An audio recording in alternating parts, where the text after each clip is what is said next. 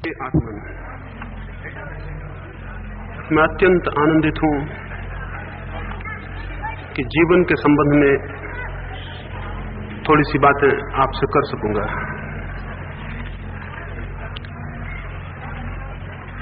मनुष्य के जीवन में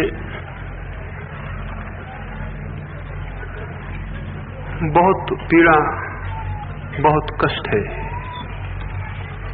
ऐसा मनुष्य खोजना कठिन है जो ठीक से जी रहा हो। ऐसा मनुष्य भी खोजना कठिन है जो जीवन में आनंद का और धन्यता का अनुभव कर रहा हो।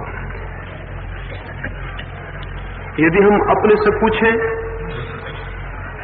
या अपने पड़ोसी से पूछें तो ये ज्ञात करना कठिन होगा कि किसी ने जीवन को इस भांति अनुभव किया हो कि वो फिर से उसी जीवन को पाने के लिए उत्सुक हो जाए। ऐसा कष्ट, ऐसी पीड़ा स्वाभाविक है कि जीवन को एक उदासी से, निराशा से और अंधेरे से भर दे। बहुत कम लोगों की आंखों में प्रकाश मालूम होता है, बहुत कम लोगों की आंखों में ज्योति मालूम होती है, बहुत कम लोगों के हृदय में संगीत मालूम होता है। और तब ये स्वाभाविक ही है कि हम एक बोझ की भांति अपने जीवन को ढोते हों, और ये स्वाभाविक ही है कि हम जीवन के रस से वंचित रह जाएं, और जिसे हम जीवन समझें वो केवल मृत्यु का, एक लंबी मृत्यु का दूसरा नाम हो।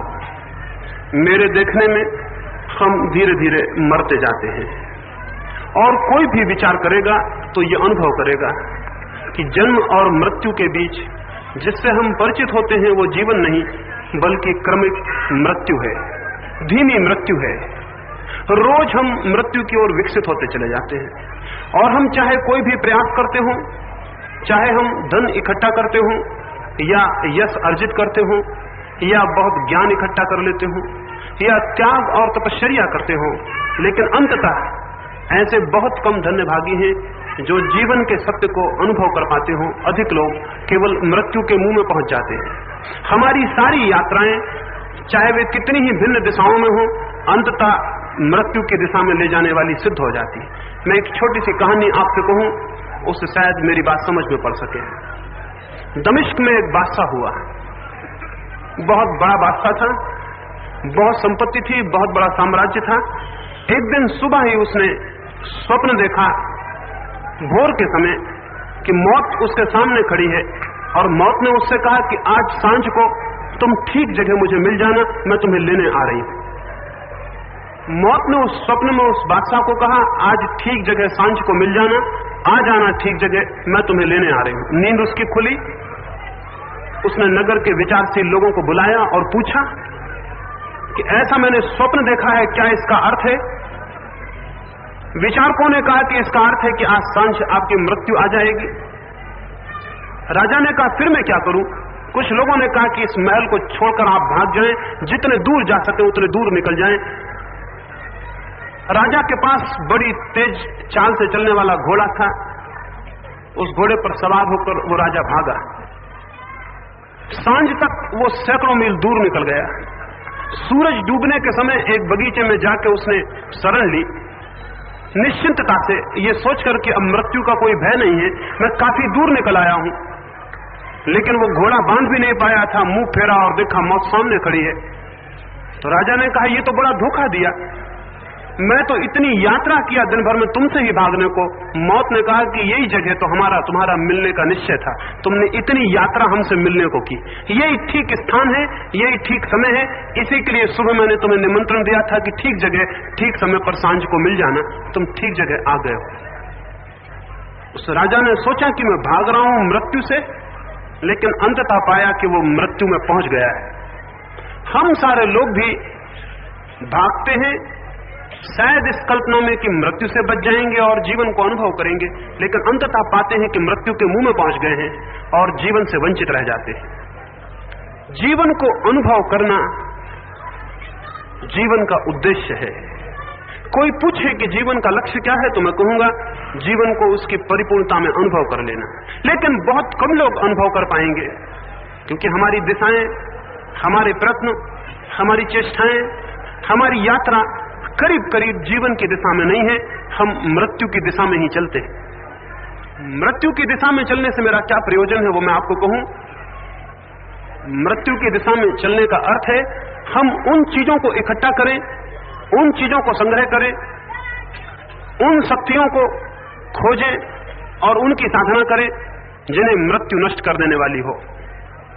हम जो भी इकट्ठा करेंगे, जो भी संग्रह करेंगे या जो भी शक्ति उत्पादित करेंगे, यदि मृत्यु उसे छीन लेने को है तो हमारी सारी यात्रा व्यर्थ हो जाएगी और अंततः हम पाएंगे कि हाथ हमारे खाली हैं और हमारी कोई उपलब्धि नहीं है।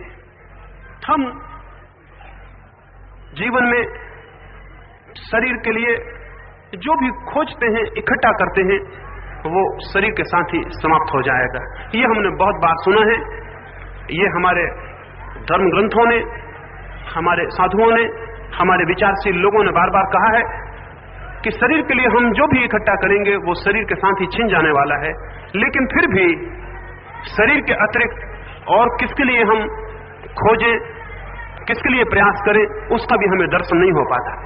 इसलिए ये बात केवल विचार होकर मन में रह जाती है, लेकिन जीवन में कोई क्रांति नहीं बन पाती, कोई आंदोलन हमारे हृदय में पैदा नहीं हो पाता। ये आंदोलन न पैदा होने का कोई कारण है, उस कारण के संबंध में भी आपसे मैं बात करूं और कैसे हम उस आंदोलन से गुजरकर एक आमूल परिवर्तन से स्वयं के सत्य को और जीवन के अर्थ को अनुभव कर सकते हैं, उस संबंध में भी बात करना चाहूंगा। हम सारे लोग कष्ट को तो अनुभव कर पाते हैं, लेकिन दुख को अनुभव नहीं कर पाते। साधारणतः हम कष्ट को और दुख को एक ही बात समझ लेते हैं, लेकिन कष्ट और दुख बड़ी अलग अलग बातें हैं। कष्ट के अनुभव का अर्थ है किसी अभाव का अनुभव, भोजन न हो, वस्त्र न हो, बीमारी हो या और कोई बात हो, तो जीवन में कष्ट का अनुभव होता है। लेकिन कष्ट का अनुभव दुख का अनुभव नहीं है।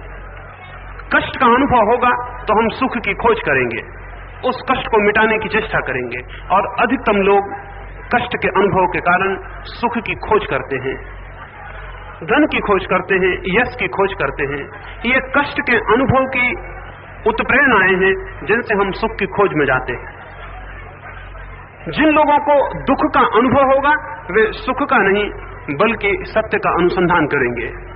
जिन लोगों को दुख का अनुभव होगा वे लोग सुख का नहीं बल्कि आनंद का अनुसंधान करेंगे, और सुख और आनंद के अनुसंधान में दिशा का बुनियादी भेद है। महावीर को या बुद्ध को कष्ट का कोई अनुभव नहीं था, सब उनके पास था, जो भी सुख हो सकते थे उनके पास थे, इसलिए कष्ट की तो कोई प्रतीति नहीं हो सकती थी। फिर भी कोई बहुत गहरे दुख का उन्हें बोध हुआ। जब तक गहरे दुख का बोध न हो तब तक जीवन की खोज बहुत गहरे में प्रवेश नहीं कर पाती, और हम सारे लोग अधिकतर कष्ट को ही अनुभव करके समाप्त हो जाते हैं, दुख को अनुभव नहीं कर पाते। कष्ट का संबंध शरीर से होता है, दुख का संबंध आत्मा से होता है। जब कोई गहरी पीड़ा अनुभव हो और ऐसा प्रतीत हो कि जिस जीवन को मैं जी रहा हूं उसमें कोई भी अर्थ नहीं है, कोई मीनिंग नहीं है, उसमें कोई सार्थकता नहीं है, रोज सुबह उठाने में, रोज सांझ सो जाने में, या कुछ संपत्ति इकट्ठी कर लेने में, या कोई बड़ा मकान बना लेने में। आज सांझ को हम आपके गांव के खंडहर देखने गए, तो वहां मैंने कहा कि इन खंडहरों को देखने के बाद अगर ये ख्याल ना उठता हो कि हम जिन मकानों को बना रहे हैं वो भी खंडहर हो जाएंगे, तो इन खंडहरों को देखना हमारा सार्थक नहीं हुआ। मुझे कहा कि हजारों वर्ष पुराने खंडहर हैं, बड़े सुंदर हैं, बहुत मेहनत उन लोगों ने उन्हें बनाने के लिए की होगी, और जिन्होंने उन्हें बनाया होगा अपने जीवन की पूरी शक्ति उनमें लगा दी होगी। अपने जीवन की पूरी शक्ति को लगाकर उन्होंने उन भवनों को, उन पत्थरों को खोदा होगा और बनाया हो। लेकिन आज हम उन्हें जमीन से निकाल के विचार करते हैं वो कितने पुराने हैं। जिन लोगों ने उन्हें बनाया वे लोग उन्हें बनाने में नष्ट हो गए होंगे, जिन लोगों ने उन्हें निर्मित किया वे उन्हें निर्मित करने में ही जीवन को अपने समाप्त कर लिए होंगे। लेकिन हम भी वैसे ही मकान बनाएंगे, हम भी वैसी ही सभ्यता खड़ी करेंगे, हम भी बहुत कुछ वैसा ही करेंगे जो नष्ट हो जाने को है, और उसके साथ उसके प्रयास में, उसको बनाने में हम भी नष्ट हो जाएंगे। जीवन को अनुभव करने के लिए जरूरी है कि ये बोध हमारे भीतर हो, ये विचार हमारे भीतर सजग हो कि सामान्यतः जिसे हम जीवन की तरह जीते हैं उसका कोई अंत अथवा आत्यंतिक रूप से कोई अर्थ हो सकता है, कोई उपलब्धि हो सकती है, वो कहीं पहुंचाएगा या नहीं पहुंचाएगा। सारे सुख मिल जाएं, सारी व्यवस्था मिल जाए, तो भी मेरे भीतर कोई संगीत उत्पन्न होगा या नहीं होगा, मुझे कोई ऐसी कृतार्थता अनुभव होगी या नहीं कि मैं कहीं पहुंच गया और मैंने कुछ पा लिया। और अगर मृत्यु भी मेरे द्वार पर खड़ी हो जाए तो भी मेरे भीतर एक संपदा होगी जो मृत्यु भी छीन नहीं सकेगी। जब तक ऐसी संपदा का अनुभव न हो जिसे मृत्यु भी छीनने में असमर्थ है, तब तक जानना चाहिए कि हमने जीवन व्यर्थ खोया, हमने जीवन के भीतर से कोई सार, कोई अनुभव, कोई उपलब्धि हम प्राप्त नहीं कर सके। सिकंदर यहाँ भारत आया और जब वो यहाँ से भारत से वापस लौटता था तो उसे एक बात याद आई। जब वो यूनान से हिंदुस्तान की तरफ यात्रा पर आया था तो कुछ मित्रों ने उसे कहा था कि भारत से एक सन्यासी को लेते आना। भारत से जाते समय बहुत सी संपत्ति लूट कर वो ले जा रहा था। उसने सोचा एक सन्यासी भी ले चले, यूनान में लोग देखना चाहेंगे और प्रसन्न होंगे देखकर। सन्यासी शायद पूरब के मुल्कों को छोड़ और कहीं होता नहीं। तो सिकंदर ने आसपास अपने सिपाही भेजे और पूछवाया कि कोई सन्यासी हो तो मुझे खबर की जाए। गांव के बाहर 30 वर्षों से वृद्ध सन्यासी नदी के किनारे निवास करता था। लोगों ने कहा वहां एक सन्यासी है लेकिन उसे ले जाना कठिन। सिकंदर ने कहा जिस आदमी को कुछ भी कठिन ना रहा हो और जिसने कभी किसी चीज को असंभव न माना हो, उसके लिए एक फकीर को ले जाना कठिन है, ये कैसी बात है। उसने अपने सिपाही भेजे और उस सन्यासी से कहलवाया कि सिपाहियों के पीछे आ जाओ वरना ठीक नहीं होगा। सिपाहियों ने जाके सन्यासी को कहा कि महान सिकंदर की आज्ञा है कि आप हमारे साथ यूनान चलें। वो सन्यासी हंसने लगा और उसने कहा कि मैं जिस दिन सन्यासी हुआ उसी दिन मैंने अपने सिवाय और सबकी आज्ञाएं मानना बंद कर दिया।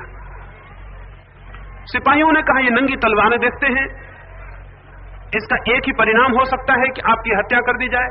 उस सन्यासी ने कहा अब मेरे पास ऐसा कुछ भी नहीं है जो हत्या से छीन सकेगा, और जो मेरे पास है उसे कोई मृत्यु मुझसे छीनने में असमर्थ है। तो तुम जाओ और सिकंदर को कहो कि अब तक तुम जिन पहाड़ों के सामने खड़े हुए होगे उनको पार किया जा सकता था, आज एक ऐसे आदमी के सामने खड़े हो जिसे मार के कुछ भी नहीं छीना जा सकता और जिसके मार के कोई संपत्ति जिसकी नुकसान नहीं पहुंचाई जा सकती, कोई ऐसी संपदा भी है जो तलवार से नष्ट नहीं होती। सिकंदर खुद उससे मिलने गया और उसने कहा कि ये बातचीत मत करो, ज्ञान की बातचीत का मेरे सामने कोई अर्थ नहीं है। हम तो एक ही तलवार की भाषा जानते हैं, या तो राजी हो जाओ या मरने को राजी हो जाओ। उस सन्यासी ने कहा बेहतर है कि आप अपनी तलवार उठा लें और जो आप करना चाहते हैं करें। जिस भांति आप देखेंगे कि आपने मुझे मारा उसी भांति मैं भी देखूंगा कि मुझे मारा गया। उस सन्यासी ने कहा जिस भांति आप देखेंगे कि शरीर से सिर अलग हो गया उसी भांति मैं भी देखूंगा कि शरीर से सिर अलग हो गया, क्योंकि मैं शरीर से पृथक और अलग हूं। सिकंदर अपनी तलवार को वापस रख लिया और लौट गया और बाद में उसने अपने मित्रों को कहा फकीरों को लाया जा सकता था, बहुत से लाए जा सकते थे, लेकिन जो सच में सन्यासी था उसे लाना कठिन था, क्योंकि उसे भय दिलाना कठिन था। जो मनुष्य भयभीत है जानना चाहिए उसे अभी जीवन का कोई पता नहीं चला, क्योंकि जिसे जीवन का पता चलेगा अनिवार्य रूपेण उसके भीतर भय विलीन हो जाएगा, वो अभय को, फियरलेसनेस को उपलब्ध होगा। जो आदमी भयभीत है उसने अभी केवल अपने शरीर को जाना है और शरीर की मृत्यु निश्चित है, इसलिए भीतर भय अनिवार्य है।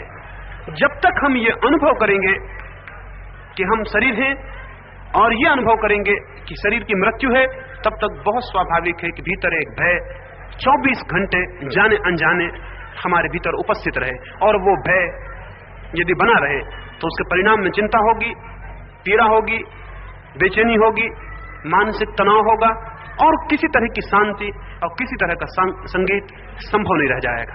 यही कारण है कि जमीन पर अरबों लोग हैं लेकिन शांति को और संगीत को उपलब्ध लोग खोजने कठिन हो गए। उनके भीतर एक भय है, हम सारे लोगों के भीतर एक भय है। अगर हम भीतर झांकेंगे तो हमें ज्ञात होगा हम सब भयभीत हैं, सब कप रहे हैं, कीरकेगार्ड ने एक किताब लिखी है और किताब का नाम रखा है ट्रेम्बलिंग। किताब का नाम रखा है कपना और घबराना। और उसने लिखा कि हर आदमी अगर अपने भीतर झांक के देखेगा तो कप रहा है और घबरा रहा है, और इसी वजह से हम अपने भीतर देखना पसंद भी नहीं करते। हम पसंद करते हैं बाहर उलझे रहे। कोई आदमी दुकान में उलझा रहे, कोई आदमी किसी और काम में उलझा रहे, कोई आदमी मंदिर में उलझा रहे, कोई आदमी धन कमाने में उलझा रहे, कोई आदमी यश कमाने में उलझा रहे, लेकिन हम बाहर उलझे रहे। कहीं भीतर के कपते हुए मनुष्य का, घबराई हुई चेतना का हमें पता न चल जाए। इसलिए हम एकांत से भी डरते। अकेले में हम नहीं रहना चाहेंगे। अभी मैं एक जगह ठहरा, एक पहाड़ी पर एक बिल्कुल अकेली जगह थी। मैंने उस गांव के लोगों से कहा कि कौन कौन इस पहाड़ी पर अकेले में ठहरने को राजी होगा। वो बोले अकेले हम नहीं ठहर सकते, 10-20 लोग यहाँ हो तो हम यहाँ ठहर सकते। मैंने उनसे पूछा अकेले में ठहरने में भय क्या है? अगर बहुत गहरे में देखें तो अकेले में होने में डर है, क्योंकि अकेले में अपना सामना हो जाए, हम अपने को देख लेंगे, या अपने से कोई परिचय हो जाए। अपने से परिचित होने में हम डरते हैं, क्योंकि भीतर सिवाय कंपन और भय और चिंता और बेचैनी के कुछ भी नहीं है। भीतर एक रुग्ण मनुष्य है, भीतर एक बीमार चेतना है। उस बीमार चेतना से बचने के लिए हम बाहर भागे रहते हैं। जैसे कोई बीमार आदमी वस्त्रों में अपने शरीर को छिपा ले, जैसे कोई कोढ़ से भरा हुआ आदमी सुंदर वस्त्रों में अपने कोढ़ के धब्बों को छिपा ले और भूल जाए कि वो कोढ़ी है, वैसी स्थिति हम सारे लोगों की है। हम सारे लोग भीतर भयभीत, अत्यंत चिंता से भरे हुए, अत्यंत कपते हुए, घबराए हुए लोग हैं। और इस घबराहट को, इस चिंता को बचाने के लिए बाहर की दुनिया में अपने को खोए रखने के कोई न कोई उपाय खोज लेते।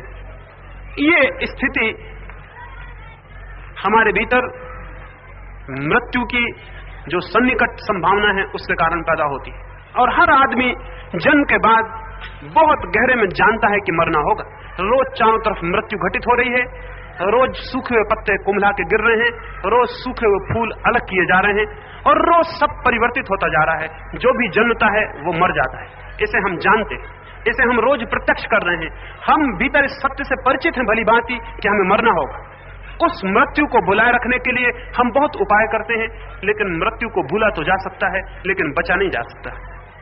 मृत्यु को भूले रह सकते हैं, लेकिन बचना असंभव है। इसलिए उचित है जो जानते हैं, जो समझते हैं, जो विचार करते हैं, वो मृत्यु से बचना बंद कर देते हैं, उसका साक्षात करते हैं। और ये बड़े आश्चर्य की बात है, जो व्यक्ति मृत्यु का साक्षात करने के लिए तत्पर हो जाता है वो जीवन के साक्षात को उपलब्ध हो जाता है। ये बड़ी विरोधी बात दिखाई पड़ेगी, लेकिन जो आदमी जीवित होने के लिए बहुत उत्सुक है और जीवन को बहुत जोर से पकड़ता है, वो आदमी जीवन को खो देता है और उसके अंतिम परिणाम में मृत्यु के सिवाय उसके हाथ में कुछ भी नहीं आता। और जो आदमी इस सत्य को अनुभव करके कि मृत्यु निश्चित है, और स्मरण रखें मृत्यु के अतिरिक्त और सब अनिश्चित है, और स्मरण रखें कि एक ही तथ्य निश्चित है और वो मृत्यु है। आज तक इस जमीन पर मनुष्य के लंबे इतिहास में, ये पूरे प्रकृति के जीवों के इतिहास में मृत्यु के अतिरिक्त और कोई भी तथ्य सुनिश्चित नहीं। उस सुनिश्चित तथ्य को जो इंकार करता है, भुलाना चाहता है, उससे पलायन करना चाहता है, उसको हटा देना चाहता है, आंखों से ओझल कर देना चाहता है, वो मनुष्य भूल में है, वो मनुष्य बहुत गहरी भूल में है। और उसके जीवन में जो संभव हो सकता था, जो क्रांति, जो अनुभव, जो साक्षात, उससे वंचित रह जाएगा। इस सुनिश्चित तथ्य को पकड़ना होगा, क्योंकि जो सुनिश्चित है उसी को पकड़कर हम सच्चे आधार पर पैर रख सकते हैं। स्मरण रखें, जो अनिश्चित है उसको पकड़ने वाला भूल में होगा, जो निश्चित है, जो उसे ही पकड़ लेता है, वही ठीक ठीक आधार पर पैर रखता है। इसलिए जो लोग मृत्यु से बचने की चेष्टा में लगे रहते हैं, वो अनिश्चित को पकड़ते रहते हैं, वो हवाओं को पकड़ते रहते हैं, मुट्ठियां बांधते रहते हैं और सोचते हैं कि उनकी मुट्ठियों में कुछ बंद हो जाएगा। आखिर में वो पाएंगे मुट्ठियां खाली हैं और जीवन का अवसर व्यतीत हो गया। लेकिन जो सुनिश्चित को पकड़ता है, और एक ही सर्टेनिटी है, एक ही सत्य है जो बिल्कुल निश्चित है, वो मेरी मृत्यु है या आपकी मृत्यु है, जो इस सत्य को ही पकड़ लेता है और इसी पर अपने पैर रखता है और इसी में प्रवेश करता है, वो मनुष्य सत्य के साक्षात को उपलब्ध हो जाता है। सत्य के साक्षात के लिए सुनिश्चित तथ्य से यात्रा करनी आवश्यक है। अनिश्चित तथ्यों से जो यात्रा करेगा वो सत्य पर नहीं पहुंच सकता। अगर हम सत्य के प्रति कभी उत्सुक भी होते हैं तो जाके मंदिर में प्रार्थना करते हैं, भगवान की पूजा करते हैं, भगवान के किसी रूप की आराधना करते हैं, कोई शास्त्र पढ़ते हैं, किसी शास्त्र को कंठस्थ करते हैं, किसी परमात्मा के नाम का स्मरण करते हैं और माला फेरते हैं, या कुछ और उपाय करते हैं। लेकिन ये सारे उपाय अगर हम मन में बहुत गहरे खोजेंगे अनिश्चित उपाय हैं। निश्चित उपाय तो एक है कि हम अपनी मृत्यु के तथ्य को स्वीकार करें, जाने, पहचाने और उसमें प्रवेश करें। धर्म मृत्यु में प्रवेश का विज्ञान है। और यह आश्चर्य की, जैसा मैंने बात आपसे कही, जो मृत्यु के इस विज्ञान में प्रविष्ट होता है वो जीवन को उपलब्ध हो जाता है। क्राइस्ट का एक बहुत अद्भुत वचन है, जो जीवन को खोजेगा वो खो देगा, और जो जीवन को खोने को राजी हो जाता है वो जीवन को पा लेता है। बूंद जब अपने को सागर में खो देती है तो पूरे सागर को पा लेती है, और बूंद अगर अपने को बचाने के प्रयास में लग जाए तो सिवाय इसके कि धूप उसे सुखा दे और उड़ा दे और कोई उपाय नहीं है। हम अपने पर विचार करें तो दो ही तरह के लोग हम अपने भीतर पाएंगे। एक तो वे लोग हैं जो भीतर के भय को, चिंता को, घबराहट को दबाकर, चुपचाप किसी भांति भुलाकर बाहर की दुनिया में अपने मन को तल्लीन रख के इस दुनिया को सोए हुए गुजर जाना चाहते हैं, एक मूर्छा में इस दुनिया से गुजर जाना चाहते हैं। आंख खोल के देखने में उन्हें डर है। दूसरे वे लोग हैं जो चाहे तथ्य कितने ही घबराने वाले क्यों न हो, और चाहे जीवन की सच्चाइयां कितनी ही बेचैन करने वाली क्यों न हो, और चाहे कितने ही साहस की और दुस्साहस की जरूरत क्यों न पड़ जाए, लेकिन जो तथ्य है उसे देखना चाहते हैं, उससे परिचित होना चाहते हैं, उसके भीतर आंख डालना चाहते हैं और उसके भीतर प्रवेश करना चाहते हैं। उन लोगों को मैं धार्मिक लोग कहता हूं, उन आत्माओं को मैं धर्म की तरफ उत्सुक आत्माएं कहता हूं, जो जीवन की सच्चाइयों को जैसी वे हैं वैसे ही उनको देखने के लिए उत्सुक होते हैं। निश्चित ही इसके लिए बड़े साहस की जरूरत है, क्योंकि अपने भीतर के भय को अनुभव करने के लिए और अपने भय के भीतर प्रवेश करने के लिए और अपने भय के भीतर के भय को जीतने के लिए बड़े साहस की, बड़े दुस्साहस की जरूरत है। इसलिए कोई ये न सोचे कि धर्म कोई बूढ़े और गुजरे हुए लोगों का काम है। धर्म है उन सबका काम जिनके भीतर थोड़ी भी ऊर्जा है, थोड़ी भी शक्ति है, थोड़ा भी साहस है, और जिन्हें थोड़ी भी इच्छा है कि वो परीक्षा करें अपने जीवन की और जानने की आकांक्षा करें। धर्म उनके लिए है जिनके भीतर जिज्ञासा है, जिनके भीतर इंक्वायरी है, जो खोजना चाहते हैं और जो मात्र जीने से संतुष्ट नहीं है। जो मात्र जीने से संतुष्ट है वो पशु के तल से ऊपर नहीं उठा, लेकिन जो जीवन को जानना भी चाहता है और बिना जाने जीवन को जीने से इंकार कर देगा, जो इस बात के बाबत सुनिश्चित होना चाहता है कि मैं क्यों हूं, मेरे होने का क्या अर्थ है, मेरे होने की क्या जरूरत है, मेरे होने का क्या प्रयोजन है, जो इस सत्य को खोजना चाहता है। और ऐसा कोई भी मन नहीं है जो किसी न किसी रूप में इस सत्य को न खोजना चाहता हो, क्योंकि बिना इस सत्य को खोजे हुए कोई सुनिश्चित नहीं हो सकता, कोई शांत नहीं हो सकता, कोई आनंद को उपलब्ध नहीं हो सकता। हम सारे लोग ही, चाहे दिशाएं हमारी गलत हों, किसी सुनिश्चित भूमि को खोजने के लिए लगे हुए, चाहे कोई धन खोज रहा हो, चाहे कोई और कुछ खोज रहा हो, लेकिन हमारी खोज बहुत गहरे में इसी बात के लिए है कि हम कोई ऐसी चीज पालें जो हमसे छीनी ना जा सके, हम कोई ऐसा आधार पालें जो हमारे पैर के नीचे से हटाया ना जा सके, हम कोई ऐसी सुनिश्चित भूमिका पर खड़े हो जाएं जो नष्ट ना हो सके। हम किसी न किसी रूप में कोई अमृत बिंदु पाना चाहते हैं और मृत्यु के ऊपर उठना चाहते हैं। लेकिन हम जो भी उपाय करेंगे वे उपाय ऐसे हैं कि मृत्यु उन्हें झूठा कर देती है, मृत्यु उन्हें नष्ट कर देती है। लाहौर के पास नानक एक गांव में गए, उनकी कहानी मुझे बड़ी प्रीतिकर है। वे गांव में ठहरे, उस गांव में जो सबसे बड़ा धनपति था उसने आके नानक के पैर छुए और नानक से कहा कि मेरे पास बहुत धन है, बहुत धन है, मेरा कोई पुत्र नहीं, मैं इस सारे धन को धर्म के काम में लगा देना चाहता हूं। नानक ने उसे नीचे से ऊपर तक देखा और उसने कहा, पहली तो बात तुम यही समझ लो कि धन का और धर्म का कोई संबंध नहीं है।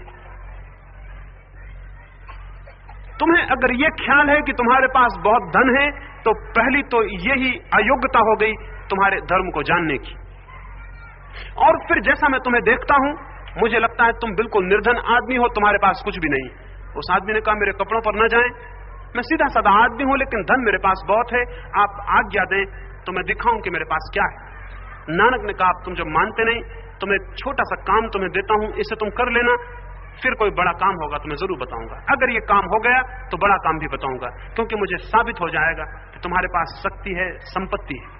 और नानक ने एक कपड़ा सीने की छोटी सी सुई निकाल के उस आदमी को दी और कहा, ऐसे संभाल के रख लो और जब हम दोनों मर जाएं तो इसे वापस कर देना। वो आदमी बहुत हैरान हुआ होगा, नानक ने भी कैसी पागल बात कही, कैसे पागलपन की बात कही, मरने के बाद सुई को कैसे वापस किया जा सकेगा। माना कि सुई बहुत छोटी चीज है, मान लिया कि इससे और छोटी चीज खोजनी कठिन, लेकिन मौत के पार इसको ले जाना असंभव। पर वहां और भी लोग थे और उन सब के सामने नानक से कुछ कहना ठीक न समझ के वो आदमी वापस लौट गया। रात उसने मित्र इकट्ठे किए, उनसे पूछा, उनसे कहा कि मैं अपनी पूरी संपत्ति लगाने को राजी हूं, कोई रास्ता हो कि मैं सुई को पार ले जा सकूं, ताकि नानक के सामने ये सिद्ध हो जाए कि मेरे पास संपत्ति थी, मेरे पास शक्ति थी। मित्रों ने कहा और सब हो जाए तुम्हारी संपत्ति से, इस सुई को मृत्यु के पार ले जाना कठिन, कुछ भी नहीं ले जाया जा सकता, मौत सब छीन लेगी। असल में मुट्ठी कैसी भी बांधी जाए, मुट्ठी इस पार रह जाएगी और मौत सब छीन लेगी। दूसरे दिन सुबह 4 बजे, जबकि कोई भी नहीं था, नानक के पास जाके उस आदमी ने सुई वापस कर दी और कहा कि मुझे क्षमा करें, मेरी संपत्ति की यह सामर्थ्य नहीं। तो नानक ने कहा, फिर तुम्हारी संपत्ति किस मूल्य की है और क्या उसका अर्थ है? जिस चीज को मृत्यु छीन लेगी, तुम उसी से मृत्यु से बचने की कोशिश में लगे हो तो भूल में हो। जिस चीज को मृत्यु छीन लेती है, उसी से हम मृत्यु के विरोध में अगर किला बना रहे हो तो हम पागल हैं। और जो मृत्यु नष्ट कर देगी, उसके ही द्वारा हम अपने भीतर सुनिश्चित होना चाहते हो और एक आधार खोजना चाहते हो, अमृत आधार खोजना चाहते हो, तो हम गलती में। नानक ने कहा, संपदा वही है जिसे मृत्यु जलाने में असमर्थ हो। जो मृत्यु की लपटों से बच जाए, वही केवल संपत्ति है। और निश्चित ही वही संपत्ति है जो छीनी ना जा सके। जो छीनी जा सके वो संपत्ति नहीं है, क्योंकि तब आप संपत्तिशाली नहीं है, केवल संपत्ति के आवरण में छिपे हुए दरिद्र भिखारी हैं। संपत्ति के वस्त्र हैं और भीतर भिखारी खड़ा हुआ है। और आज इसी वक्त आप भिखारी किए जा सकते हैं, संपत्ति छीनी जा सकती है और मृत्यु तो निश्चित भिखारी कर देगी। और ये भी स्मरण रखें कि जो आदमी जितनी ज्यादा संपत्ति इकट्ठी करता जाता है, उतना ही उसका भिखमंगापन बढ़ता चला जाता है और उसकी मांग बढ़ती चली जाती है और उसका इकट्ठा करने का ख्याल बढ़ता चला जाता है। 5 हो तो 10 चाहिए, 10 हो तो 1000 चाहिए, 1000 हो तो और कुछ चाहिए। उसकी भिक्षा का कोई अंत नहीं है, उसकी भीख का कोई अंत नहीं है। एक हिंदू सन्यासी अमेरिका में था और हमेशा अपने को बादशाह कहता था। जब भी कोई पूछता तो अपने को हमेशा बादशाह कहता। अमेरिका का प्रेसिडेंट 1920 में उससे मिलने आया। अमेरिका के प्रेसिडेंट ने उससे कहा कि ये कैसी बात है कि तुम अपने को बादशाह कहते हो, तुम्हारे पास लंगोटी के सिवाय कुछ भी नहीं है। तो सन्यासी ने कहा कि इसलिए अपने को बादशाह कहता हूं क्योंकि मेरी कोई मांग नहीं है, मैं भिखारी नहीं हूं, मेरी इस दुनिया से कोई भी मांग नहीं है। और मैं उन लोगों को भिखारी कहूंगा जिनकी इस दुनिया से बहुत मांग है, और जिसकी जितनी बड़ी मांग है वो उतना बड़ा भिखारी। संपत्ति को हम कितना ही खोजें, हमारा भिखमंगापन मिटता नहीं है, केवल ढक जाता है। संपत्ति के वस्त्रों में, यश के वस्त्रों में, बड़े पद के वस्त्रों में, बड़ी महत्वाकांक्षाओं में हम भूल जाते हैं कि हम भिखारी हैं, लेकिन भिखारी भीतर जिंदा रहता है। जरा ही हम अपने वस्त्रों को फाड़ कर देखें, हम पाएंगे भीतर भिखारी मौजूद है, कप रहा है, घबरा रहा है। उसके पास कोई संपदा नहीं है, वो बिल्कुल निर्धन है। इसलिए ये देखने में आया, मनुष्य के अनुभव में आया कि ऐसे संपदाशाली हमने देखे जिनके पास कुछ भी नहीं था और ऐसे भिखमंगे देखे जिनके पास सब कुछ था। बुद्ध एक गांव में गए। उस गांव के राजा ने अपने वजीरों से सलाह ली कि बुद्ध आते हैं तो मैं उनका स्वागत करने गांव के बाहर जाऊं या न जाऊं। उनके एक वजीर ने कहा, आपका जाना शोभा युक्त नहीं। एक भिखमंगा गांव में आता हो और एक बादशाह उसका स्वागत करने जाए, ये बात कुछ ठीक नहीं। ये बात उस दरबार का जो पहरेदार था, एक बूढ़ा पहरेदार था, गरीब आदमी, वो ये बात सुन के हंसने लगा। तो उस राजा ने उससे पूछा कि तुम हंसे क्यों? ये बात अशोभन थी, शिष्टाचार के विरोध में थी कि एक दरबान हंस दे राज दरबार की बात सुन के। उस बूढ़े आदमी ने कहा, मुझे हंसी आ गई। मुझे हंसी इसलिए आ गई कि जो आ रहा है उसके पास बहुत संपत्ति है और आप जो सोच रहे हैं कि मैं राजा हूं, मैं कैसे उसके स्वागत को जाऊं, आप भ्रांति में है और गलती में। अगर मुझसे पूछते हैं तो धनवान वो है और निर्धन आप है, और उचित है कि आप जाएं और उस दिखने वाले निर्धन का स्वागत करें जो कि वस्तुतः धनवान है। राजा ने पूछा, ऐसा तुमने किस हिम्मत से कहा? तो उस बूढ़े आदमी ने कहा कि जो तुम्हारे पास है उससे बहुत ज्यादा उनके पास था, लेकिन वो उनको व्यर्थ दिखाई पड़ा। वो उन्हें व्यर्थ दिखाई पड़ा, उसमें उन्हें संपदा नहीं मालूम हुई। संपदा कहीं और दिखाई पड़ी, उसकी वो खोज में गए और उसको पाके लौट रहे हैं।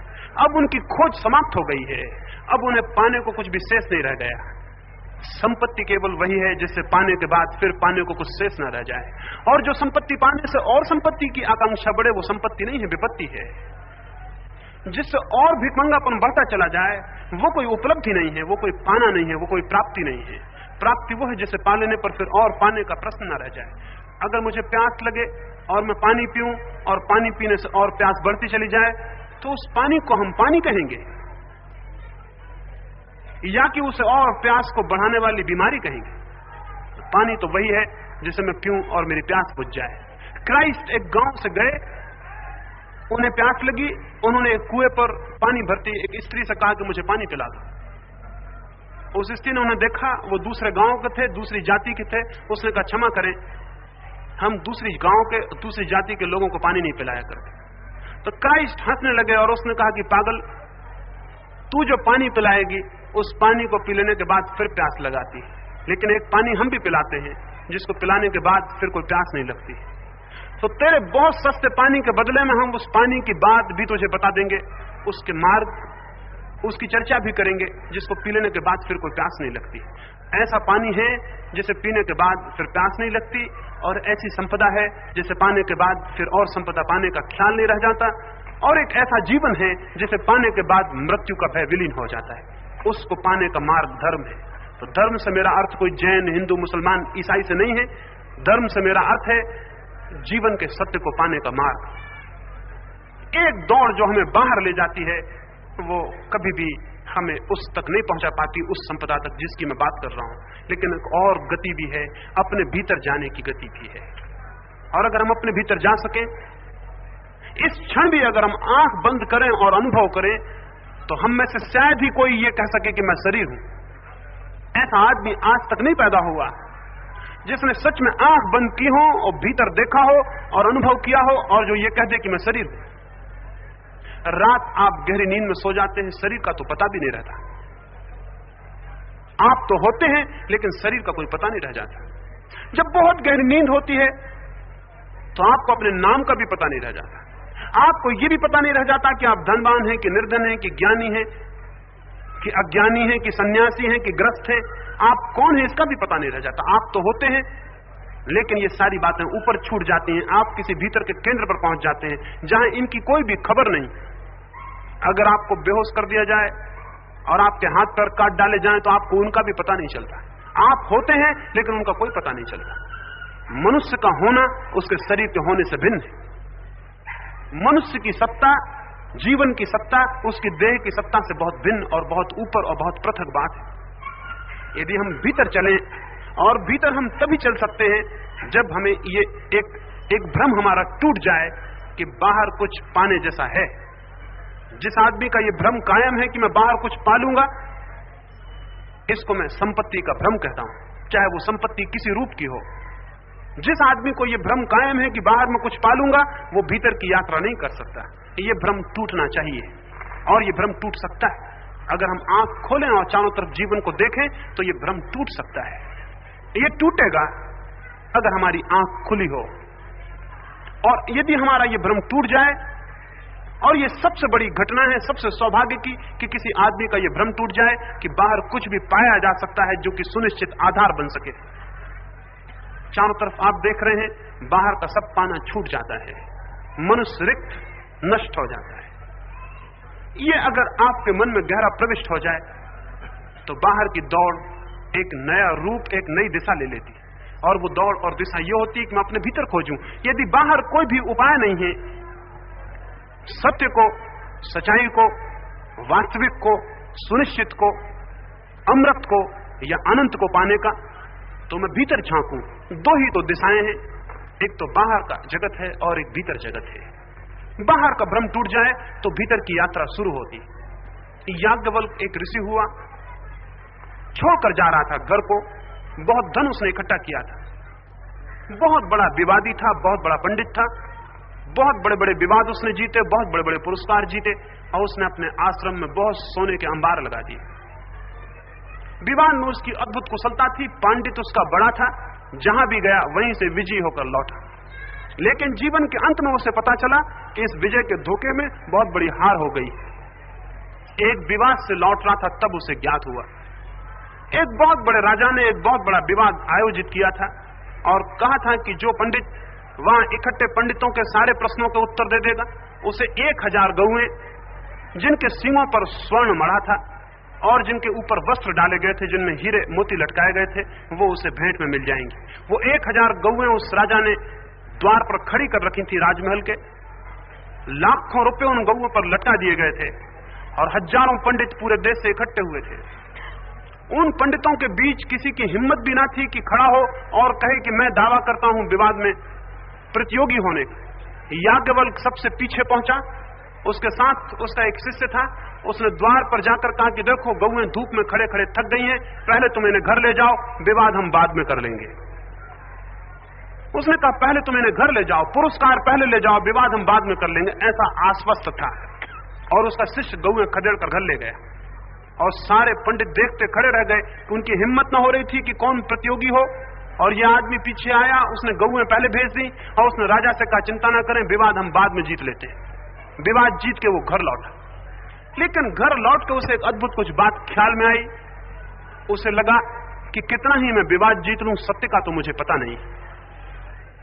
विवाद तो मैं जीत आया लेकिन सत्य का मुझे पता नहीं। और धन तो मैंने बहुत बटोर लिया लेकिन उस धन की मुझे आज तक कोई सुगंध भी नहीं मिली जो मुझसे छीना ना जा सके। घर पहुंचते पहुंचते वो उदास हो गया। उसकी पत्नी ने पूछा, उसकी 2 पत्नियां थीं, उन्होंने पूछा कि इतने उदास क्यों हो? उसने कहा उदासी का कारण है जीवन चुका जा रहा है और मैं व्यर्थ विवाद जीतने में उसे नष्ट कर रहा हूं और सत्य का मुझे कोई पता नहीं है। और जीवन रिक्त होता जा रहा है और मैं धन बटोर रहा हूं और वास्तविक धन का मुझे कोई पता नहीं। मौत द्वार पर आई जाती है और अभी मेरे हाथ खाली हैं। तो आज मैं जाता हूं उसकी खोज में जो कि वास्तविक है, उसकी तलाश में जो कि सत्य है, उसके अनुसंधान में जो कि वास्तविक संपदा है। उसने अपनी सारी संपत्ति को दोनों पत्नियों में बांट दिया। पहली पत्नी ने वो संपत्ति स्वीकार कर ली, वो बहुत प्रसन्न हुई, बहुत संपदा थी। लेकिन दूसरी पत्नी ने कहा तुम देते हो इसी कारण संपदा मेरे लिए व्यर्थ हो गई। उसने पूछा क्यों? उसने कहा कि जब तुम इसे छोड़कर जा रहे हो तो मुझे समझ में आ गया कि इसमें कुछ पाने जैसा नहीं है। तुम्हारे पास ये संपदा थी और अगर इससे कुछ मिल सकता तो तुम्हें मिल गया होता। तुम चूंकि छोड़ कर जाते हो, मेरे लिए भी व्यर्थ हो गया। तो क्या उचित न होगा कि मैं भी उसका अनुसंधान करूं जो कि संपदा से भी ऊपर है? अगर हम जीवन में आंख खोलकर देखेंगे तो हमें दिखाई पड़ेगा वास्तविक मनुष्य का अनुसंधान उसके लिए है जो संपदा से ऊपर है, जो कि वास्तविक संपदा है। और बाहर की दिशाओं में कहीं भी उसकी कोई उपलब्धि न कभी हुई है और न कभी होगी। बाहर की दिशाओं में वो है ही नहीं, भीतर है, मनुष्य के जीवन के केंद्र पर है, परिधि पर नहीं है। उसका जो केंद्रीय स्वरूप है वहां है। जिनने वहां झांका है उन्होंने कभी अस्वीकार नहीं किया कि वहां नहीं है, और जिन्होंने बाहर खोजा है उनमें से एक ने भी कभी कहा नहीं कि वहां है। पूरे मनुष्य जाति के अनुभव को आप अकेले गलत नहीं कर सकेंगे। कोई आदमी नहीं कर सका है, मैं या आप कोई भी अपवाद नहीं हो सकते हैं। 5-6 हजार वर्ष का ज्ञात अनुभव है, उसके पहले और हजारों वर्षों का अज्ञात अनुभव है। बाहर की दिशा में किसी भी मनुष्य को कभी भी कोई आनंद, कोई अमृत की उपलब्धि नहीं हुई है, और जिनको हुई है उन्हें भीतर की दिशा में हुई। इसलिए धर्म को मैं परम विज्ञान कहता हूं। उससे ज्यादा सुनिश्चित और कोई विज्ञान नहीं है, क्योंकि उसका कोई अपवाद आज तक उपलब्ध नहीं हुआ, कोई एक्सेप्शन आज तक धर्म का उपलब्ध नहीं हुआ है। आज तक धर्म की अनुभूति बहुत सुनिश्चित आधारों पर खड़ी है। वो पहला बुनियादी आधार है जिसकी मैंने आपसे चर्चा की। बाहर जो संपदा है वो थोथी है और झूठी है, भीतर एक संपदा है जो कि वास्तविक है। लेकिन उसकी खोज में पहला सूत्र होगा कि बाहर से हमारा भ्रम टूट जाए। एक डिसइल्यूजनमेंट की जरूरत है। बाहर से हमारा भ्रम खो जाए, बाहर का भ्रम खो जाए तो भीतर की यात्रा शुरू हो जाती है। किसी मंदिर में जाने की उतनी जरूरत नहीं है। सवाल है बाहर के भ्रम के टूट जाने का। जिसके बाहर का भ्रम टूट गया वो जहां भी हो वहीं मंदिर में प्रवेश हो जाएगा, और जिसके बाहर का भ्रम नहीं टूटा है वो मंदिर में हो या कहीं भी हो, वो किसी न किसी रूप में जगत में और संसार में ही बैठा रहेगा, उसका मंदिर में प्रवेश नहीं हो सकता। बाहर का जिसका अभी आग्रह शेष है और जिसे लगता है कि मुझे कुछ मिल सकता है, वहां मैं कुछ पा सकता हूं, कोई उपलब्धि हो सकती है, वो अभी मृत्यु के खिलाफ व्यर्थ ही लड़ रहा है। अभी उसकी खोज व्यर्थ और क्षुद्र की तरफ है, अभी वो विराट की तरफ और अनंत की तरफ नहीं जा सकेगा। तो सबसे बड़ा सौभाग्य है कि बाहर की खोज व्यर्थ हो जाए बहुत पीड़ा होगी, बहुत दुख होगा, हाथ खाली हो जाएंगे और सब होते हुए भी कुछ भी मालूम नहीं होगा। बहुत उदासी आएगी, बहुत संकट मालूम होगा, बहुत संताप में चित्त गिर जाएगा। लेकिन ये संताप, ये अतृप्ति, ये उदासी, ये घबराहट, ये बेचैनी ही उस द्वार में प्रवेश देती है जहां की इस सब का विनाश हो जाता है और हम शांति को और सत्य को और संपदा को उपलब्ध होते हैं। कोई पूछे कि बाहर का भ्रम अगर टूट गया तो भीतर जाने के लिए क्या करेंगे? मेरे अनुभव में बड़ा अद्भुत सी बात आती है। अगर बाहर का भ्रम टूट जाए, सिर्फ बाहर का भ्रम टूट जाए, तो आप पाएंगे कि आप भीतर पहुंच गए। भीतर जाने के लिए कुछ भी नहीं करना होता, क्योंकि भीतर कोई यात्रा के लिए जगह नहीं है, भीतर तो आप हैं। अगर बाहर का पूरा भ्रम टूट जाए तो आप एक झटके में, एक क्रांति की तरह, एक विस्फोट की तरह पाएंगे कि आप भीतर खड़े हैं। भीतर आप निरंतर खड़े रहे हैं, लेकिन बाहर आंखें भटकती रही हैं। इसलिए भीतर जाने की, भीतर पहुंचने की, भीतर की यात्रा का प्रारंभ नहीं हो पाया। जैसे कोई आदमी सोया हो, सपने देख रहा हो, यहां सोए पाटन में, और सपने देख रहा हो दूर नगरों के। सपनों में सोचे कि इतनी दूर निकल आया हूं, वापस कैसे जाऊंगा, और कोई उसे हिला दे और जगा दे और वो पाए कि वो पाटन में है और दूर नहीं था। वैसे ही हमने बाहर की यात्रा की है, मन में, कल्पनाओं में, विचारों में। हम भीतर मौजूद हैं अभी भी। कोई कहीं भी हो, वो अपने भीतर को खो नहीं सकता, वो अपने अंतसत्व को खो नहीं सकता, वो अपने स्वरूप को खो नहीं सकता। लेकिन बाहर की कल्पना है, स्वप्न है, विचार है, अगर इनका भ्रम टूट जाए तो वो हड़बड़ा के पाएगा कि वो भीतर खड़ा है। अगर संसार का भ्रम टूट जाए तो हम पाएंगे कि हम परमात्मा में प्रतिष्ठित हैं, और तब एक क्रांति हो जाती है, और तब जीवन में एक आनंद का और प्रेम का प्रवाह शुरू हो जाता है, और तब जीवन में मृत्यु का भय विलीन हो जाता है। और जहां भय विलीन है वहां चित्त मुक्त है, और जहां भय शून्य है वहां चित्त परमात्मा में संलग्न है, और जहां भय शून्य है, जहां मृत्यु विसर्जित हो गई, वहां हम अमृत में खड़े। अमृत में खड़े हो जाना, स्वरूप में खड़े हो जाना है। स्वरूप में पहुंच जाना, जीवन को अनुभव करना है। इस जीवन को यदि हम अनुभव न करें तो हम गलते हैं और धीरे धीरे मरते हैं। इसे मैं जीवन कहने को राजी नहीं हूं। एक दो छोटी सी कहानियां कहूंगा और अपनी चर्चा को पूरा करूंगा। इसे मैं जीवन कहने को राजी नहीं हूं, और मैं आपको असंतुष्ट करना चाहूंगा। साधारणतः लोग कहते हैं कि धर्म संतोष देता है। मैं कहता हूं कि धर्म बहुत गहरा असंतोष है। संतोष तो उसके बाद में उपलब्ध होगा। प्राथमिक रूप से तो धर्म बहुत गहरा डिसकंटेंट है, बहुत गहरा असंतोष है। तो मैं तो असंतोष देना चाहता हूं। साधारणतः लोग कहते हैं धर्म आनंद देता है, और मैं तो चाहता हूं कि पहले दुख उपलब्ध हो तो आनंद उपलब्ध होगा। ये जीवन का दुख अनुभव में आए। इसलिए मैं कहना चाहूंगा, जिसे आप जीवन समझते हैं वो जीवन नहीं है, वो एक लंबी मौत है। हम धीरे धीरे मरते जा रहे हैं। मैं जिस दिन पैदा हुआ उस दिन से मरना शुरू हो गया हूं, रोज रोज मर रहा हूं। आप भी मर रहे हैं। इतनी देर घंटे भर में यहां बैठे, घंटे भर हम मर गए। हमने घंटे भर और जीवन खो दिया। हम रोज रोज मरते जा रहे हैं। हम प्रति घड़ी मरने के करीब सरकते जा रहे हैं। इसको कैसे जीवन कहें? ये किस अर्थों में जीवन है? ये जीवन बिल्कुल नहीं है। ये लंबी मौत है, ये ग्रेजुअल डेथ है, ये धीमे धीमा आत्मघात है। बहुत धीमा हो रहा है, इसलिए ज्ञात नहीं होता। अंत में जब सारी शक्ति चुक जाती, हम पाते हैं कि मर गए। एक मुसलमान फकीर हुआ, एक गांव के बाहर रहता था। गांव से कोई 2-4 मील के फासले पर था। वहां से कोई भी आदमी कभी आके पूछता कि गांव का रास्ता कहां है, तो जो मरघट का रास्ता था वो बता देता।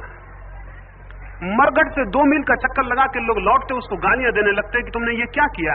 कई बार तो लोगों ने आकर उसको चोट कर दी कि तुम कैसे पागल आदमी हो, मरघट में भेज दिया। पर वो कहता है कि जहां तक मेरी समझ है, जिसको तुम बस्ती कहते हो उसको मैं मरघट कहता हूं, क्योंकि वहां सब मरने वाले लोग इकट्ठे हैं जो आज नहीं कल मर जाएंगे। वहां सब मुर्दे इकट्ठे हैं जिनकी तारीखें तय हैं। कोई आज किसकी तारीख होगी, किसी की परसों होगी, किसी की साल भर बाद होगी, किसी की 2 साल बाद होगी। वहां तो मुर्दे बसे हैं, वहां बस्ती कहां है? लेकिन जो मरघट है, वहां जो बस गए हैं वो कभी नहीं उजड़ते, वो बसे ही हुए हैं, वहां से कोई मरता नहीं। इसलिए वो कहने लगा था फकीर कि मैं उसको तो बस्ती कहता हूं मरघट को, और बस्ती को मरघट कहता हूं। इसलिए मैंने तुम्हें गलती बता दिया, अपनी तरफ से तो ठीक बताया। अब तुम्हारी जहां मर्जी हो, अगर तुम्हें तुम्हारी बस्ती में जाना है तो इस तरफ है, और अगर मेरी बस्ती में, जिसे मैं बस्ती समझता हूं, और निश्चित ही जो हमें जानते हैं वो कहेंगे कि हम मरघट में हैं। हम सब मुर्दा हैं और मरने की राह देख रहे हैं। लेकिन इसको हम जीवन समझते हैं तो भ्रांति हो जाती है। इसको ही जीवन समझ लेना अधर्म है, और फिर इस अधर्म से सारा अधर्म पैदा होता है। लेकिन बुनियाद में अधर्म यह है कि हम इसे जीवन समझ लें। ये जीवन नहीं है, ये बोध असंतोष है, ये बोध दुख है, ये बोध पीड़ा है। ये बोध जितने लोगों में बढ़ जाए उतने जगत में धर्म का विकास होगा। कोई गीता और कुरान और महावीर और बुद्ध की वाणी फैला देने से विकास नहीं होगा। विकास होगा इस बोध को फैला देने से कि जिसे हम जीवन समझे हुए हैं, ये जीवन नहीं है। और अगर ये घबराहट हमारे भीतर बैठ जाए कि जीवन नहीं है, तो खोज शुरू हो जाएगी कि जीवन क्या है। अगर मुझे ज्ञात हो जाए कि जिस मकान में मैं बैठा हूं उसमें आग लगी है, तो क्या मैं पूछूंगा, लोगों से पता लगाऊंगा कि आग लगी है? क्या मैं सोचूंगा कि बाहर निकलूं या ना निकलूं? क्या मैं किताबें पढ़ूंगा, ग्रंथ पढ़ूंगा, गुरुओं के पास जाऊंगा पूछने कि बाहर निकलने का मार्ग क्या है? अगर मुझे ज्ञात हो जाए कि भवन में आग लगी है, तो मैं सब छोड़ के भवन के बाहर निकलने की प्राणपण से चेष्टा करूंगा, मैं बाहर निकल जाऊंगा। अगर हमें दिखाई पड़ जाए कि जिसे हम जीवन समझ रहे हैं वो लपटें लगी हुई मृत्यु से ज्यादा नहीं है, तो बाहर निकलने की एक तीव्र आकांक्षा पैदा होगी, एक अभीप्सा पैदा होगी कि हमारी सारी शक्ति वहां इकट्ठी हो जाएगी और हम उसके ऊपर उठना चाहेंगे। और उस शक्ति के इकट्ठे होने से, उस अभीप्सा से मनुष्य का भीतर प्रवेश होता है, और जो अपने द्वार भीतर के खोल लेता है, कोई बाहर का जीवन उसके लिए बंद नहीं हो जाता, लेकिन जो भीतर के द्वार खोल लेता है वो भीतर जीता है। प्रतिक्षण बाहर होते हुए भी भीतर जीता है, वो प्रतिक्षण बाहर काम करते हुए भी भीतर बना रहता है। उसकी उपस्थिति परमात्मा में होती है, उसका कर्म जगत में होता है। वो कोई छोड़ के भाग नहीं जाता, भागने का कोई कारण नहीं है। जब तक जीवन है तब तक कर्म है, जब तक जीवन है तब तक कर्म रहेगा ही। लेकिन अभी कर्म ही सब कुछ है और चेतना कुछ भी नहीं, तब चेतना सब कुछ होती है और कर्म केवल उसकी अभिव्यक्ति रह जाती है, उसके आनंद की, उसके प्रेम की। तब कर्म सेवा बन जाता है। वैसा व्यक्ति जो भीतर प्रतिष्ठित होता है, बाहर के जगत में सेवा और प्रेम और सारे कर्म उसके अनासक्त हो जाते हैं, और तब वो जान पाता है अर्थ को, तब वो जान पाता है अभिप्राय को, और तब वो धन्यता अनुभव करता है। तब उसके हृदय से प्रार्थना उठती है परमात्मा के लिए, धन्यवाद के लिए, थैंक्स गिविंग के लिए, को धन्यवाद दे कि कितना अमृत जीवन, कितने आनंद का, कितना संगीत उसके भीतर है, उसके लिए वो धन्यवाद करे। प्रार्थना मांगना नहीं है, बल्कि धन्यवाद है। धन्यवाद है उसके लिए जो मिला है, धन्यवाद उसके लिए जो मैं हूं। तो धार्मिक चेतना धन्यवाद करती है, और जो चेतना धन्यवाद नहीं कर पाती वो चेतना व्यर्थ है। उसने कुछ पाया नहीं, इसलिए धन्यवाद का कोई मौका नहीं है। जिस चेतना में ग्रेटिट्यूड नहीं मालूम होगा, और मालूम भी कैसे होगा, कृतज्ञता कैसे मालूम होगी, जब तक कि मुझे लगे ही ना कि मेरे पास कुछ है। उस कुछ की प्रेरणा पैदा होनी चाहिए, प्यास पैदा होनी चाहिए। जो जहां है, जैसा भी है, अपने भीतर के जगत के प्रति एक उत्सुकता जागनी चाहिए। और इसका कोई धर्म से संबंध नहीं है, किसी संप्रदाय से संबंध नहीं है, किसी मंदिर और मस्जिद से संबंध नहीं है, क्योंकि मंदिरों ने, मस्जिदों ने, धर्मों ने, संप्रदाय ने तो मनुष्य को परमात्मा से तोड़ने के लिए और दीवारें खड़ी कर दी, मनुष्य को मनुष्य तोड़ दिया। इसका संबंध तो मनुष्य के आंतरिक स्वरूप से है, उस वास्तविक धर्म से है जो सभी धर्मों का प्राण है, उस वास्तविक सत्य से है जो कि जिनने कभी भी कुछ जाना है उन सबकी अनुभूति में प्रकट हुआ है। परमात्मा करे ऐसा असंतोष अनुभव हो आपको, ऐसी पीड़ा अनुभव हो, भवन में लगी हुई लपटें आपको ज्ञात हों, और बाहर की तरफ आप आंख खोल के देखने में समर्थ हो सके, ताकि बाहर का भ्रम टूट जाए, वास्तविक संपत्ति की खोज शुरू हो और व्यर्थ की संपत्ति व्यर्थ दिखाई पड़ने लगे। ये कामना करता हूं। मेरी बातों को इतने प्रेम और शांति से सुना है, उससे ऐसा मुझे लगता है कि कहीं ना कहीं हमारे भीतर कोई प्यास है, कहीं ना कहीं हमारे भीतर कोई आकांक्षा है, कहीं ना कहीं कोई बीज है जिसको अगर ठीक ठीक मौका मिले, ठीक ठीक पानी मिले, भूमि मिले, प्रकाश मिले, तो वो जरूर अंकुरित हो सकता है। और बीज तब तक पीड़ा अनुभव करेगा जब तक कि वो वृक्ष न बन जाए, उसमें फूल ना आ जाएं और फल ना लग जाएं। पर मनुष्यों के बीज नष्ट हो जाते हैं और उनमें बहुत कम में फूल लग पाते हैं, फल लग पाते हैं। महावीर या बुद्ध या कृष्ण और क्राइस्ट इसी तरह के मनुष्य हैं जिनके बीज पूरे हो गए और जिनमें फूल लगे और फल लगे और जिनसे गंध फैली और सुवास फैली और उनका जीवन एक नृत्य बन गया और एक संगीत बन गया और हजारों लोगों के हृदय में भी उसकी प्यास जगी। जब तक हमारे जीवन में भी वैसी घटना न घट जाए, हम अपने बीज को जब तक पूरा न फैला लें। और क्या है बीज? अगर मनुष्य बीज है तो उसका पूरा वृक्ष हो जाना परमात्मा का हो जाना है। मनुष्य के भीतर बीज है परमात्मा होने का, और जब तक हम परमात्मा ना हो जाएं तब तक यात्रा अधूरी है और हम बीच में अटके हैं, और हमारा बीज तड़फेगा और परेशान होगा और पीड़ा अनुभव करेगा, क्योंकि उसमें अंकुर फूटना चाहिए, अंकुर फैलना चाहिए और वो पूरा होना चाहिए। पूर्ण होकर तृप्ति मिलती है और पूर्ण होकर शांति मिलती है और पूर्ण होकर अर्थ अभिप्राय उपलब्ध होता है। परमात्मा करे उस पूर्णता की तरफ प्यास को जगाए, परमात्मा करे उस पूर्णता की तरफ हमारे असंतोष को जगाए, उसकी कामना करता हूं। और मेरी बातों को इतने प्रेम और शांति से सुना है, उसके लिए बहुत बहुत धन्यवाद करता हूं। सब तरफ अपने मन को खोलें और जहां से भी प्यास को जगाने को कुछ भी आ सके उसे आने दें, और जहां से भी आपके बीच को बेचैन करने को और आंदोलित करने को कुछ आ सके उसे आने दें। मन के द्वार खोलें, हम सबके द्वार मन के बंद हैं और कुछ भी उसमें आना बंद हो गया है, उसे खोलें और मन के भीतर आने दें। जगत ही, संसार का अनुभव ही हमारे भीतर उस उत्कंठा को पैदा करता है जो परमात्मा तक ले जाती है। अंत में सबके भीतर बैठे परमात्मा को प्रणाम करता हूं। प्रभु करे सबके भीतर के बीज विकसित हों, परमात्मा तक पहुंचे।